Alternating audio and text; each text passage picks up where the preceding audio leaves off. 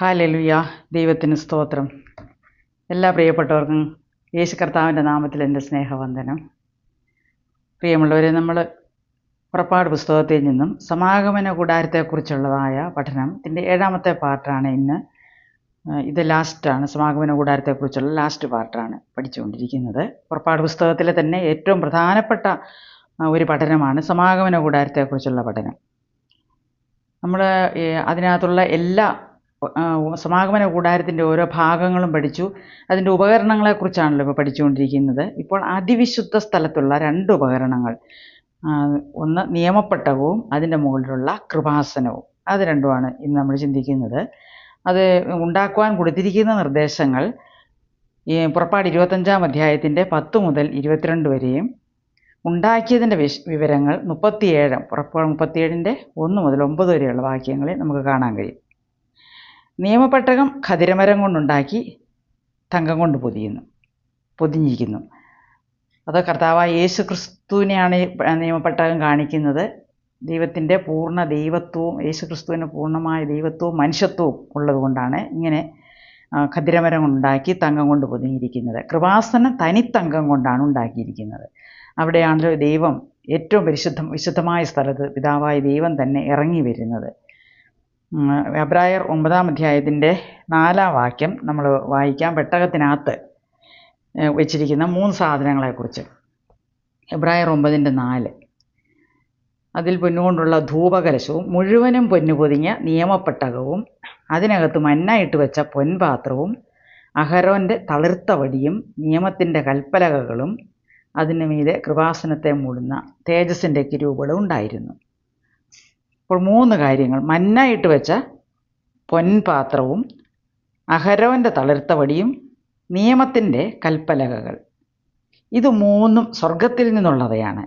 മന്ന സ്വർഗത്തിൽ നിന്നിറങ്ങി വന്ന അപ്പം, സ്വർഗത്തിൽ നിന്ന് വന്ന അപ്പം. തളിർത്ത വടി സ്വർഗത്തിൽ നിന്ന് നൽകപ്പെട്ട അധികാരം. അതായത് നമ്മൾ കാണുന്നുണ്ട്, സ്വർഗത്തിലും ഭൂമിയിലും സകല അധികാരവും എനിക്ക് നൽകപ്പെട്ടിരിക്കുന്നു എന്ന് കർത്താവായ യേശു ക്രിസ്തു പറയുന്നുണ്ടല്ലോ. അത് സ്വർഗത്തിൽ നിന്നുള്ള അധികാരമാണ് ഇവിടെയും കാണുന്നത്. കൽപ്പലക സ്വർഗത്തിൽ നിന്ന് നൽകിയ നിയമം. ഈ 3 നമുക്കും ആവശ്യമാണ്. നമുക്കിത് ദൈവം നൽകിയിട്ടുണ്ട്. യേശു ആണ് സ്വർഗത്തിൽ നിന്ന് ഇറങ്ങി വന്ന ജീവൻ്റെ അപ്പം. അതിന് നമുക്ക് യോഹന്നാൻ്റെ സുവിശേഷം 6-ാം അധ്യായം 49 മുതൽ 51 വരെയുള്ള വാക്യങ്ങൾ വായിക്കാം. നിങ്ങളുടെ പിതാക്കന്മാർ മരുഭൂമിയിൽ മന്ന തിന്നിട്ടും മരിച്ചുവല്ലോ. ഇതോ തിന്നുന്നവൻ മരിക്കാതിരിക്കേണ്ടതിന് സ്വർഗത്തിൽ നിന്നിറങ്ങുന്ന അപ്പം ആകുന്നു. സ്വർഗത്തിൽ നിന്നിറങ്ങിയ ജീവനുള്ള അപ്പം ഞാനാകുന്നു. ഈ അപ്പം തിന്നുന്നവൻ എല്ലാം എന്നേക്കും ജീവിക്കും. ഞാൻ കൊടുക്കുവാനിരിക്കുന്ന അപ്പമോ ലോകത്തിൻ്റെ ജീവന് വേണ്ടി ഞാൻ കൊടുക്കുന്ന എൻ്റെ മാംസമാകുന്നു. ഇതിലൊക്കെയും നമ്മൾ കാണുന്ന ദൈവവചനം, ഈ മന്ന, ഇതൊക്കെയും ജീവിപ്പിക്കുന്ന വചനമാണ്. നമ്മളെ ജീവിപ്പിക്കുവാനുള്ള വചനങ്ങളാണ് ഇതെല്ലാം. അപ്പോൾ യേശു ക്രിസ്തു അധികാരം യേശുവാണ്. അതുപോലെ തളിർത്ത വടി, അഹരോൻ്റെ തളിർത്ത വടി ഉയർപ്പിനെ കാണിക്കുന്നു. മന്നയാണ് യേശു ക്രിസ്തു. ആ മന്ന നമ്മൾ ഭക്ഷിക്കണം, യേശുവിനെ ഭക്ഷിക്കണം. കർത്താവാണ് യേശു, കർത്താവാണ്. അതുകൊണ്ട് നമ്മളവനെ ആരാധിക്കണം. യേശു രാജാവാണ്, നാം അവനെ അനുസരിക്കണം. അതുകൊണ്ടാണ് കൽപ്പനകൾ നമുക്ക് തന്നിരിക്കുന്നത് അനുസരിക്കുവാൻ. തളിർത്ത വടിയെന്ന് പറയുമ്പോൾ അധികാരം. യേശു കർത്താവാണ്, അവനെ നമ്മൾ ആരാധിക്കണം. യേശു ജീവൻ്റെ അപ്പമാണ്, അവനെ നമ്മൾ ഭക്ഷിക്കണം. ഈ 7 ഉപകരണങ്ങളും ഒറ്റ വാക്കിൽ ഓരോ ഉപകരണത്തെക്കുറിച്ച് നമ്മൾ പറഞ്ഞാൽ അതിൻ്റെ ആത്മീയമായിട്ടുള്ള അർത്ഥം. യാഗപീഠം, 1ാമത് യാഗപീഠം, അത് രക്ഷയെ കാണിക്കുന്നു. അതിനുവേണ്ടി ഉപയോഗിക്കേണ്ടി വന്നത് യേശു കർത്താവിൻ്റെ രക്തം.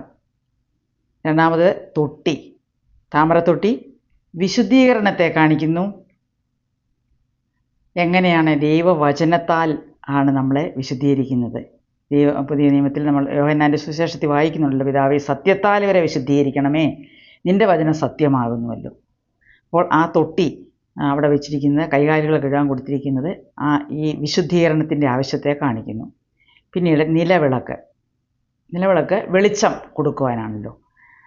യേശുക്രിസ്തു പറയുന്നു, ഞാൻ ലോകത്തിൻ്റെ വെളിച്ചമാകുന്നു, നിങ്ങൾ ലോകത്തിൻ്റെ വെളിച്ചമാകുന്നു. നമ്മളുടെ സൽപ്രവൃത്തികൾ മൂലം മറ്റുള്ളവർക്ക് ദൈവത്തിൻ്റെ വെളിച്ചം കാണിച്ചു കൊടുക്കുവാനാണ് ദൈവം നമ്മളിൽ നിന്ന് ആഗ്രഹിക്കുന്നത്. പിന്നെ അടുത്ത ഉപകരണം കാഴ്ചയപ്പത്തിൻ്റെ മേശ. കാഴ്ചയപ്പത്തിൻ്റെ മേശ എന്ന് പറയുമ്പോൾ അവിടെ ദൈവത്തിൻ്റെ പ്രൊവിഷനാണ് നമ്മൾ കാണുന്നത്. ജീവൻ്റെ അപ്പം, അല്ലെങ്കിൽ നമ്മളെ എങ്ങനെ കർത്താവ് പരിപോഷിക്കുന്നു, അവൻ എപ്പോഴും നമ്മുടെ ആവശ്യങ്ങളിൽ എത്രയധികം കരുതലുള്ളവനാണ്. അതും വചനമാണ്, ജീവൻ്റെ അപ്പം, നമ്മളെ വളർത്തുന്ന വചനം. പിന്നീട് ധൂപപീഠം. ധൂപപീഠം പ്രാർത്ഥനയെ കാണിക്കുന്നു, വിശുദ്ധന്മാരുടെ പ്രാർത്ഥന. അത് എങ്ങനെയാണ് നമ്മൾ ശരിക്കും പ്രാർത്ഥിക്കേണ്ടത്? ആത്മാവിലാണ് നമ്മൾ ദൈവത്തോട് പ്രാർത്ഥിക്കേണ്ടത്. അതാണ് ധൂപപീഠം കാണിക്കുന്നത്. പിന്നെ നിയമപ്പെട്ടകം ദൈവത്തിൻ്റെ അധികാരത്തെ കാണിക്കുന്നു. ആ അധികാരത്തിൽ നമ്മൾ എങ്ങനെ പങ്കാളികളാകുന്നു? അതായത് കർത്താവായ യേശുക്രിസ്തു ദൈവവും മനുഷ്യനുമായവൻ നമുക്ക് തന്ന അധികാരം. സ്വർഗത്തിലും ഭൂമിയിലും സകല അധികാരവും എനിക്ക് നൽകപ്പെട്ടിരിക്കുന്നു, ആകയാൽ നിങ്ങൾ പുറപ്പെട്ട് എന്നാണ് കർത്താവ് പറഞ്ഞിരിക്കുന്നത്. അപ്പോൾ ആ കർത്താവിൽ നിന്ന് ലഭിച്ച അധികാരം. പിന്നെ കൃപാസനം, അത് ദൈവശബ്ദത്തെയാണ് കാണിക്കുന്നത്. നമ്മൾ പ്രാർത്ഥിക്കാൻ ദൈവത്തിൻ്റെ കൃപാസനത്തിനടുത്തേക്ക് ചെല്ലുകയാണ്. തിരശ്ശീലയുടെ ഒന്നും ഒരു മറവുമില്ല. നമ്മൾ അങ്ങോട്ട് പ്രാർത്ഥിക്കാൻ ചെന്നതാണെങ്കിലും നമ്മൾ ദൈവം പറയുന്നത് ഇങ്ങോട്ട് ദൈവത്തിൻ്റെ സംസാരം കേട്ട് ദൈവത്തിന് നമ്മളെക്കുറിച്ചുള്ള ഹിതമെന്താണെന്ന് അറിയുവാനാണ് നമ്മൾ കൃപാസനത്തിൻ്റെ അടുത്ത് ചെന്ന് അവനോട് സംസർഗം ചെയ്യേണ്ടത്. നമ്മൾ കൃപാസനത്തോട് അടുത്ത് ചെല്ലുമ്പോൾ നമ്മൾ കൂടുതൽ സംസാരിക്കുന്നില്ല, കൂടുതൽ കേൾക്കാനാണ് സാധ്യത. പിന്നെ എന്തിനാണ് നമ്മൾ പ്രാർത്ഥിക്കുന്നത്? പ്രാർത്ഥിക്കുന്നത് നമ്മുടെ ഇഷ്ടങ്ങളെല്ലാം അങ്ങോട്ട് അടിച്ചേൽപ്പിക്കാനല്ല, ദൈവത്തിൻ്റെ ഇഷ്ടം ചോദിച്ച് മനസ്സിലാക്കുന്നതിനാണ്. നമ്മൾ ദൈവത്തിൻ്റെ സന്നിധി കടന്നു ചെല്ലുമ്പോൾ ദൈവഹിതം ദൈവം നമ്മളെ അറിയിച്ചു തരും. കർത്താവേ, നിൻ്റെ ഹിതം എന്നെ അറിയിച്ചു തരണമേ എന്ന് പറഞ്ഞ് നമ്മൾ ക്ഷമയോടെ കാത്തിരിക്കുന്നുണ്ടെങ്കിൽ കർത്താവ് ആ ദിവസം നമുക്ക് ദൈവത്തെ ഹിതം നമുക്ക് അറിയിച്ചു തരും. അതൊരു ശീലമാക്കിയാൽ തീർച്ചയായിട്ടും നമുക്കത് അനുഭവിക്കുവാൻ കഴിയും. അപ്പോൾ ദൈവത്തിൻ്റെ ശബ്ദം കേട്ട് ദൈവഹിതം മനസ്സിലാക്കുവാൻ ദൈവത്തിൻ്റെ കൃപാസനം നമ്മളെ ഇന്ന് സഹായിക്കുന്നു. നമ്മൾ പഴയ നിയമത്തിൻ്റെ നിഴലായ ആ സമാഗമന കൂടാരം, കൃപാസനം എല്ലാം പഠിച്ചു. ഇന്ന് നമുക്കും ആത്മാവാകുന്ന ദൈവത്തിൻ്റെ അടുത്തേക്ക് കടന്നു ചെല്ലുമ്പോൾ അവൻ്റെ ശബ്ദം നമുക്ക് കേൾക്കുവാൻ കഴിയും. അവന് നമ്മളെക്കുറിച്ചുള്ള ഹിതം അവൻ അറിയിച്ചു തരും. ആഗ്രഹിക്കുമ്പോൾ, കർത്താവ് ചോദിക്കുമ്പോൾ ദൈവം നമ്മളെ അത് അറിയിച്ചു തരും. അതിനായി നമ്മൾ പ്രയത്നിക്കണം, അധ്വാനിക്കേണ്ടതാണ്. ദൈവത്തോട് സംസാരിക്കുവാൻ ആഗ്രഹിക്കുന്നവർ സമാഗമന കൂടാരത്തിലെ ഒരു മാതൃക പോലെ രക്ഷിക്കപ്പെട്ടവർ, വീണ്ടും വീണ്ടും വചനത്താൽ കഴുകൽ പ്രാപിച്ചവർ ദൈവത്തിൻ്റെ സന്നിധിയിലേക്ക് അടുത്ത് ചെല്ലുവാൻ അങ്ങനെയാണ് നമ്മൾ യോഗ്യത പ്രാപിക്കുന്നത്. അപ്പോൾ ഈ കാര്യങ്ങളൊക്കെയാണ് ഈ ഉപകരണങ്ങൾ നമ്മളെ പഠിപ്പിച്ചു തരുന്നത്. പിന്നെ ഇതുകൂടാതെ പല ഉപകരണങ്ങളൊക്കെ, അക്സസറികളൊക്കെ അതിനകത്തുണ്ട്. മൂടിശീലകൾ, നെയ്ത്ത് പണികൾ ചെയ്ത നൂലുകൾ, പല നിറത്തിലുള്ള നൂലുകൾ, ഇതൊക്കെ നമുക്ക് അതിനകത്ത് കാണാൻ കഴിയുന്നുണ്ട്. അപ്പോൾ പുറപ്പാട് പുസ്തകം നമ്മൾ പഠിച്ച് പുറപ്പാട് പുസ്തകം മുഴുവൻ നമ്മൾ പഠിച്ചില്ല. പുറപ്പാട് പുസ്തകം മുഴുവനും നമ്മൾ പഠിക്കേണ്ടതാണ്. അത് സമാഗമന കൂടാരത്തെക്കുറിച്ച് മാത്രമേ നമ്മൾ ചിന്തിച്ചുള്ളൂ. അപ്പോൾ ദൈവം ഈ പുറപ്പാട് പുസ്തകം മുഴുവനും നമ്മളൊന്ന് പഠിക്കുമ്പോൾ ദൈവം നമുക്ക് തന്നെ കുറച്ചുകൂടെ വെളിപ്പെടുത്തി തരുന്നത് നമുക്ക് കാണാൻ കഴിയും. ദൈവം ആരാണ്, എങ്ങനെയാണ് പ്രവർത്തിക്കുന്നത് എന്നൊക്കെ കുറേ കൂടെ വ്യക്തമായിട്ട് നമുക്ക് ഈ പുസ്തകത്തിൽ പറഞ്ഞു തരുന്നുണ്ട്. അതായത് പുറപ്പാട് പുസ്തകം 3:14 എങ്ങനെയാണ് നമുക്ക് വെളിപ്പെടുത്തി തരുന്നത് എന്ന് നമുക്ക് നോക്കാൻ. പുറപ്പാട് പുസ്തകം 3-ാം അധ്യായത്തിൻ്റെ 14-ാം വാക്യം വായിക്കാം. അതിന് ദൈവം മോശയോടെ, ഞാൻ ആകുന്നവൻ ഞാനാകുന്നു എന്നുള്ളവൻ എന്നെ നിങ്ങളുടെ അടുക്കൽ അയച്ചിരിക്കുന്നു എന്നിങ്ങനെ നീ ഇസ്രായേൽ മക്കളോട് പറയാനെന്ന് കൽപ്പിച്ചു. മോശ ദൈവത്തോട് ചോദിക്കുകയാണ്. അതിന് 13-ാം വാക്യത്തിൽ നമ്മൾ കാണുന്നുണ്ട്, നിങ്ങളുടെ പിതാക്കന്മാരുടെ ദൈവം എന്നെ നിങ്ങളുടെ അടുക്കൽ അയച്ചിരിക്കുന്നു എന്ന് പറയുമ്പോൾ അവൻ്റെ നാമം എന്തെന്നവർ എന്നോട് ചോദിച്ചാൽ ഞാൻ അവരോട് എന്ത് പറയണമെന്ന് ചോദിച്ചു. അപ്പോൾ കർത്താവ് വെളിപ്പെടുത്തി കൊടുത്തത്, ഞാനാകുന്നവൻ ഞാനാകുന്നു എന്ന്. അപ്പോൾ ദൈവം എത്ര ഉന്നതനാണ്! അല്ലെങ്കിൽ ഒരു പേരുകൊണ്ട് മാത്രം വെളിപ്പെടുത്തി തരുവാൻ കഴിയുന്ന ദൈവമല്ല യഹോവ, അല്ലെങ്കിൽ ഞാനാകുന്നവൻ. എന്നാൽ അതിൻ്റെ അർത്ഥം നമുക്ക് അത് വിശദീകരിക്കാൻ പറ്റുന്നതിലൊക്കെയും അല്ല നേരിട്ട് വിളിക്കാവുന്നതോ അല്ലാത്ത ഒരു അത്യുന്നതനായ ദൈവമാണ് നമ്മുടെ ദൈവം. പക്ഷേ ആ ദൈവം ഇടയ്ക്കൊക്കെ കരുണയോടെ നമുക്ക് വെളിപ്പെടുകയും ഇടപെടുകയും ഒക്കെ ചെയ്യുന്നുണ്ട്. അത് ഏതെല്ലാം തരത്തിലാണെന്ന് നോക്കിയാൽ പുറപ്പാട് 15-ാം അധ്യായത്തിൻ്റെ 26-ാം വാക്യം. പുറപ്പാട് 15-ാം അധ്യായത്തിൻ്റെ 26-ാം വാക്യത്തിൽ ഒരു കുറച്ചുകൂടെ വിശദമായിട്ട് ഒരു ബെറ്റർ വെളിപ്പാട് അതിനകത്ത് ദൈവം വീണ്ടും തരികയാണ്. നിന്റെ ദൈവമായ യഹോവയുടെ വാക്ക് നീ ശ്രദ്ധയോടെ കേട്ട് അവൻ പ്രസാദമായുള്ളത് ചെയ്യുകയും അവൻ്റെ കൽപ്പനകളെ അനുസരിച്ച് അവൻ്റെ സകല വിധികളും പ്രമാണിക്കുകയും ചെയ്താൽ ഞാൻ മിസ്രയീമ്യർക്ക് വരുത്തിയ വ്യാധികളിൽ ഒന്നും നിനക്ക് വരുത്തുകയില്ല. ഞാൻ നിന്നെ സൗഖ്യമാക്കുന്ന യഹോവയാകുന്നു എന്നരുളി ചെയ്തു. യഹോവ റാഫ. ആദ്യം പറഞ്ഞു ഞാനാകുന്നവൻ ഞാനാകുന്നു. എന്നാൽ ഇതിനേക്കാൾ കൂടുതൽ വിശദീകരണം ഒന്നും നീ നോക്കണ്ട എന്നാണ് ആദ്യം പറയുന്നത്. എന്നാൽ കുറെ കൂടി അടുത്തപ്പോൾ ദൈവം പറയുകയാണ്, നിങ്ങളുടെ വലിയ പ്രശ്നം രോഗങ്ങളൊക്കെയാണ് അല്ലേ, ഞാൻ നിങ്ങളെ സൗഖ്യമാക്കുന്ന യഹോവയാകുന്നു. യഹോവ റാഫ. വീണ്ടും നമ്മൾ കുറച്ചുകൂടെ മുമ്പോട്ട് ചെല്ലുമ്പോൾ 17-ാം അധ്യായത്തിൻ്റെ 15-ാം വാക്യത്തിൽ വീണ്ടും കുറച്ചുകൂടെ ഒരു വെളിപ്പാട് ദൈവം തരുന്നത് 17-ൻ്റെ 7-ാം വാക്യം. 17-ാം അധ്യായത്തിൻ്റെ 15-ാം വാക്യം. പിന്നെ മോശ ഒരു യാഗപീഠം പണിതു, അതിന് യഹോവ നിസ്സി, യഹോവ എൻ്റെ കൊടി എന്ന് പേരിട്ടു. യഹോവ എൻ്റെ കൊടി എന്ന് പറഞ്ഞാൽ യഹോവ എനിക്ക് ജയം നൽകുന്ന ദൈവം, ജീവിത സാഹചര്യങ്ങളിൽ നമുക്ക് ജയം നൽകുന്ന ദൈവം, എനിക്ക് കൊടിയായിട്ട് പഠിക്കാൻ പറ്റുന്ന അല്ല ജയം നൽകുന്ന ദൈവം. വീണ്ടും ദൈവം കുറച്ചുകൂടെ നമ്മളെ വെളിപ്പെടുത്തി തരികയാണ്. ആദ്യം പറഞ്ഞു ഞാനാകുന്നവൻ ഞാനാകുന്നു, എന്നാൽ അത് നിങ്ങൾക്ക് ഉൾക്കൊള്ളാൻ കഴിയില്ല. വീണ്ടും കുറച്ചുകൂടെ ലളിതമായിട്ട് പറയുകയാണ്, ഞാൻ അതിനേക്കാൾ ഉപരിയായിട്ട് നിങ്ങളെ സൗഖ്യമാക്കുന്ന ദൈവമാണ്. വീണ്ടും പറയാണ്, ഞാൻ നിങ്ങൾക്ക് ജയം നൽകുന്ന യഹോവ നിസ്സി, ജയക്കൊടി ഉയർത്താൻ നമുക്ക് കഴിയുന്ന ദൈവം. വീണ്ടും പുറപ്പാട് 34-ാം അധ്യായത്തിൻ്റെ 6-ാം വാക്യത്തിൽ വീണ്ടും കുറച്ചുകൂടെ വിപുലമായിട്ടൊരു വെളിപ്പാട് കാണിച്ചു തരുന്നുണ്ട്. 34-ൻ്റെ 6. യഹോവയായ ദൈവം കരുണയും കൃപയുമുള്ളവൻ, ദീർഘക്ഷമയും മഹാദയും വിശ്വസ്തതയുമുള്ളവൻ. അതായത് അതിൻ്റെ അർത്ഥം യഹോവ യേൽ, ലോർഡ് ഗോഡ്, ദൈവം പടിപടിയായി വെളിപ്പെടുത്തി തന്നിരിക്കുകയാണ്. ദൈവത്തിൻ്റെ എങ്ങനെയാണ് ആ വെളിപ്പാട് പറഞ്ഞിരിക്കുന്നത്? യഹോവയായ ദൈവം കരുണയും കൃപയുമുള്ളവൻ, ദീർഘക്ഷമയും മഹാദയും വിശ്വസ്തതയുമുള്ളവൻ. നോക്ക്, എത്ര വലിയ വെളിപ്പെടുത്തലുകളാണ് ഈ പുസ്തകത്തിലൂടെ ദൈവം നമുക്ക് ദൈവത്തെക്കുറിച്ച് നൽകിയിരിക്കുന്നത്. ഇതിൽ കൂടുതൽ നമുക്ക് എന്താണ് വേണ്ടത്? ഇത്ര വലിയ വെളിപ്പാടുകൾ ഈ പുറപ്പാട് പുസ്തകത്തിൽ കൂടെ നമുക്ക് ലഭിക്കുന്നു.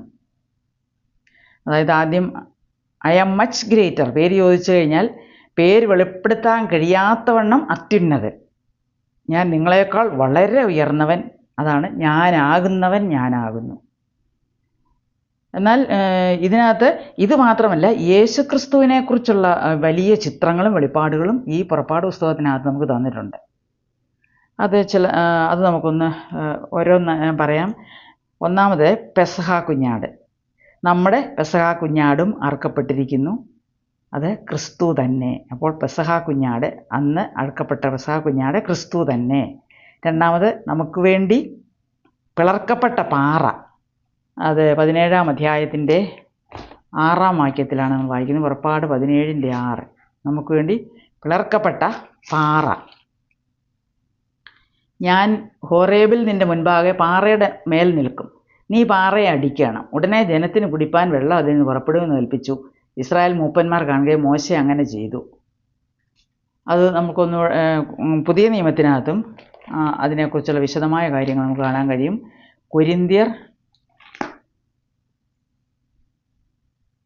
കൊരിന്ത്യരുടെ ലേഖനം 1 കൊരിന്ത്യർ 10:4.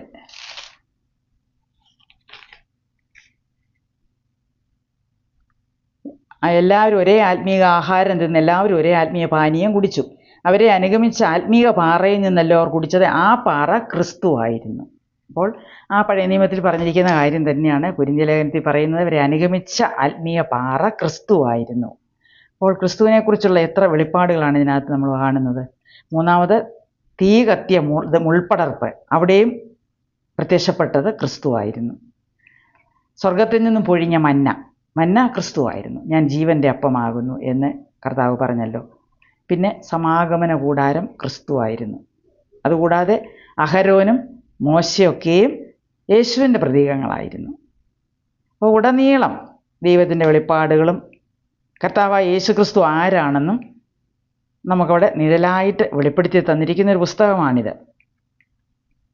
അങ്ങനെ ഇങ്ങനെ ദൈവത്തെ പരിചയപ്പെടുത്തുവാൻ ദൈവം ഒരുക്കി തന്ന ഈ വഴിക്കായിട്ട് നമുക്ക് ദൈവത്തിന് സ്തോത്രം ചെയ്യും. ഇത്ര ഉന്നതനായ ദൈവത്തെ നമുക്ക് മഹത്വപ്പെടുത്താം. നമ്മൾ ഈ പുറപ്പാട് പുസ്തകത്തിൽ നിന്നും പഠിച്ച ആ സമാഗമന കൂടാരത്തേക്കുള്ള പഠനം ഇവിടെ തീരുകയാണ്. പുറപ്പാട് പുസ്തകം മുഴുവനും ആദ്യം മുതൽ അവസാനം വരെയും വായിച്ച് ധ്യാനിക്കുവാൻ നമ്മൾ അല്പസമയം മെനക്കെടണം. അതിന് കൂടുതൽ സമയത്തിൻ്റെ ഒന്നും ആവശ്യമില്ല. പെട്ടെന്ന് തന്നെ വായിച്ച് തീർക്കാവുന്നതാണ്. 40 അധ്യായങ്ങളേ ഉള്ളൂ. അതുകൊണ്ട് പുറപ്പാട് പുസ്തകത്തിൽ നിന്ന് ഇപ്പോൾ നമ്മൾ കുറച്ച് കാര്യങ്ങളൊക്കെയും വിശദമായിട്ട് ചിന്തിച്ചല്ലോ. വീണ്ടും ബാക്കിയുള്ള കാര്യങ്ങളും കർത്താവ് നമുക്ക് വെളിപ്പെടുത്തി തരും. അപ്പോൾ ഈ 7 പാർട്ടുകളിലായിട്ട് നമ്മൾ സമാഗമന കൂടാരത്തെക്കുറിച്ച് മാത്രമാണ് പഠിച്ചത്. അപ്പം ഈ പുറപ്പാട് പുസ്തകം മുഴുവനും നമ്മൾ വായിച്ച് ധ്യാനിക്കുമെങ്കിൽ നമുക്ക് എങ്ങനെയാണ് ദൈവം ജനത്തെ മിസ്രയീമിൽ നിന്നും പുറപ്പെടുവിച്ചത്. ഇതൊരു വീണ്ടെടുപ്പിൻ്റെ പുസ്തകമാണ്. സാത്താൻ്റെ പിടിയിൽ നിന്നും ജനത്തെ വിടുവിച്ച് ഒരു മരുഭൂ യാത്രയിൽ കൂടെ കൊണ്ടുപോകുന്നതായ അതിൻ്റെ ഒരു വിവരണങ്ങളെല്ലാം എഴുതിയിരിക്കുന്നതായ ഈ പുറപ്പാട് പുസ്തകം. ഇത് നമ്മൾ തീർച്ചയായിട്ടും അത് വ്യക്തമായി അതിലെ സത്യങ്ങൾ അറിഞ്ഞിരിക്കേണ്ടതാണ്. അത് ആദ്യം മുതൽ അവസാനം വരെയും ശ്രദ്ധയോടെ വായിക്കുവാൻ നമ്മൾ ഉത്സാഹിക്കുക. പിന്നെ വീണ്ടും അതിനകത്ത് ഇതിന് പറഞ്ഞിരിക്കുന്നത് എങ്ങനെയാണ് ദൈവത്തെ അവരെ പുറപ്പെടുവിച്ചുകൊണ്ട് വന്നതായ ഒരു വിഷയമുണ്ട്. വീണ്ടും ദൈവത്തെ ആരാധിക്കേണ്ടത് എങ്ങനെയാണെന്ന് കൽപ്പനകളും ചട്ടങ്ങളും നിയമങ്ങളും ഒക്കെയും അവർക്ക് കൊടുത്തിരിക്കുന്നതും ഈ പുസ്തകത്തിനകത്താണ്. പിന്നെ മൂന്നാമത്തെ കാര്യമാണ് സമാഗമന കൂടാരം. ആരാധനയുടെ കാര്യങ്ങൾ ഏത് രീതിയിൽ എന്നുള്ളതും ദൈവം പ്രത്യക്ഷപ്പെടുന്ന സ്ഥലത്തിൻ്റെ ഉണ്ടാക്കുവാൻ പറഞ്ഞതെല്ലാമാണ് സമാഗമന കൂടാരം. അപ്പോൾ ആരാധനയ്ക്കുള്ള ചട്ടങ്ങൾ പ്രമാണങ്ങളെല്ലാം നൽകിയത് നമുക്ക് ഈ പുസ്തകത്തിൽ നിന്ന് പഠിക്കാൻ കഴിയും. അപ്പോൾ ഇത് വായിക്കുവാനായിട്ട് നമ്മൾ കൂടുതൽ ഉത്സാഹിക്കുക. ദൈവത്തിൻ്റെ ഈ നൽകുന്ന ഈ വചനങ്ങൾ ഇത് നമ്മളെ തീർച്ചയായിട്ടും ജീവിപ്പിക്കും. ദൈവത്തിൻ്റെ പ്രമാണങ്ങൾ എല്ലാം എഴുതിയിരിക്കുന്നതായ ആദ്യത്തെ 5 പുസ്തകങ്ങൾ ഏറ്റവും പ്രധാനപ്പെട്ട പുസ്തകങ്ങളാണ്. ഉൽപ്പത്തി, പുറപ്പാട്, ലേവ്യ, സംഖ്യ, ആവർത്തനം. ഇവയെ 5ഉം നമ്മൾ മുഴുവൻ നന്നായിട്ട് ഗ്രഹിച്ചിരുന്നെങ്കിലേ നമുക്ക് മുൻപോട്ടുള്ള വചനങ്ങളൊക്കെയും നന്നായിട്ട് പഠിക്കുവാൻ കഴിയുള്ളൂ. ബൈബിൾ ആദ്യോടന്തം മുഴുവനും വായിച്ചിരിക്കേണ്ടത് ഏറ്റവും ആവശ്യമാണ്. നമ്മൾ സമയമില്ല എന്ന് പറഞ്ഞ് അതിന് മെനക്കെടാതിരിക്കുന്നവരാരെങ്കിലും ഉണ്ടെങ്കിൽ അതിനായി പ്രത്യേകം സമയം നീക്കി വെക്കുക. ദൈവമായ കർത്താവ് നമ്മളെ സഹായിക്കും. അതിലെ സത്യങ്ങളെ ഗ്രഹിപ്പാൻ ദൈവത്തിൻ്റെ പരിശുദ്ധാത്മാവിനെ നമ്മളോടുകൂടിയും തന്നിട്ടുണ്ടല്ലോ. അതുകൊണ്ട് ഈ വചനങ്ങളാൽ ദൈവം നമ്മളെ അനുഗ്രഹിക്കട്ടെ. എല്ലാവരെയും ദൈവം ധാരാളമായി അനുഗ്രഹിക്കട്ടെ. ദൈവത്തിന് സ്തോത്രം.